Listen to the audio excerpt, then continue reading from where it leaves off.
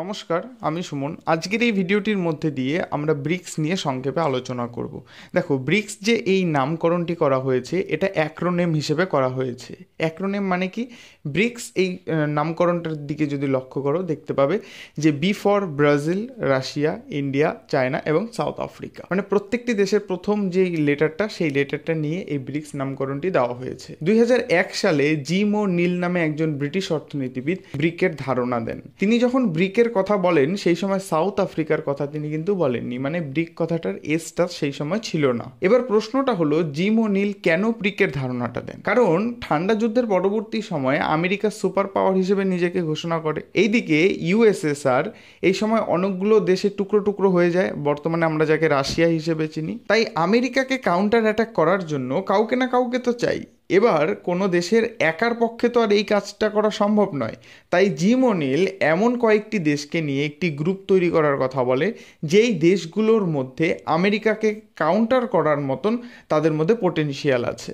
এবার তুমি যদি এই ব্রিক সদস্য যে দেশগুলো রয়েছে, এই ব্রিকের সদস্য দেশগুলোর দিকে যদি লক্ষ্য করো দেখতে পারবে যে এই সদস্য দেশগুলোর জনসংখ্যার দিক থেকে যদি দেখো তাহলে দেখবে এই 5টি দেশ বিশ্বের জনসংখ্যার 40 থেকে ধরো 42-41% মানুষ এখানে বসবাস করে এই ব্রিকের দেশগুলোতে। তারপরে জিডিপির দিক থেকে যদি দেখো, মানে গ্রস ডোমেস্টিক প্রোডাক্টের দিক থেকে বিশ্বের 30% জিডিপি এই 5টি দেশ মিলে হোল্ড করে। 2006 সালে এটা ডিসাইড হয়ে যায় যে ব্রিক নামে একটি গ্রুপ তৈরি করা হবে এবং বছরে একবার করে ব্রিকের হেড অফ দ্য স্টেটদের নিয়ে সামিট হবে।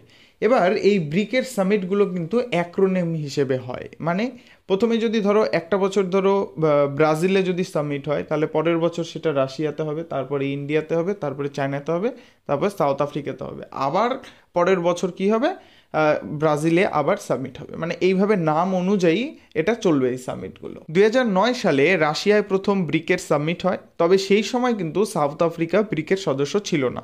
2010 সালে সাউথ আফ্রিকাকে ইনভাইট জানানো হয় এবং সাউথ আফ্রিকা ব্রিকে জয়েন করে, তখন এর নামটা হয় ব্রিক্স। এই ব্রিক্স তৈরি করার পেছনে যে মূল উদ্দেশ্যগুলো ছিল, যেমন সদস্য দেশগুলো যাতে একে অপরের সাথে সাহায্যের হাত বাড়িয়ে দেয় এবং তারা যাতে একে অপরকে সাহায্য করার মধ্যে দিয়ে নিজেদের উন্নয়ন ঘটাতে পারে, এবং সদস্য দেশগুলো একে অপরের সাথে যাতে প্রতিযোগিতা না করে, তারা একে অপরের সাথে প্রতিযোগিতা করবে না। কিন্তু বাস্তবে দেখা যায় যে ব্রিক্স কান্ট্রিগুলো কিন্তু একে অপরের সাথে কম্পিটিশন করতে ব্যস্ত। ব্রিক্সের অর্থনৈতিক দিক থেকে উদ্দেশ্য ছিল যে ব্রিক্সের দেশগুলো যাতে একে অপরের দেশে ইনভেস্ট করে, ঠিক আছে, তারা একে অপরের দেশে ইনভেস্ট করবে এবং একে অপরের সাথে বাণিজ্য করবে। কিন্তু বাস্তবে দেখা যায় যে ব্রিক্সের দেশগুলো অন্য দেশের সাথে বাণিজ্য করতে ব্যস্ত, যেমন আমেরিকা, জাপান, ইরান, কাতার, এইসব দেশ থেকে প্রচুর পরিমাণে ডিফেন্স ইকুইপমেন্ট কেনা হয়। তারপরে কি ক্রুড অয়েল এইসব দেশ থেকে কেনা হয়, যাকে অপরিশোধিত তেল বলা হয়। এইসব জিনিসপত্র বিদেশ থেকে আমদানি করা হয়, যে ব্রিক্সের কান্ট্রিগুলো তারা একে অপরের সাথে এই বিজনেসগুলো না করে, হ্যাঁ, ভারত বলো বা চায়না বলো, এরা কি করছে, আমেরিকার সাথে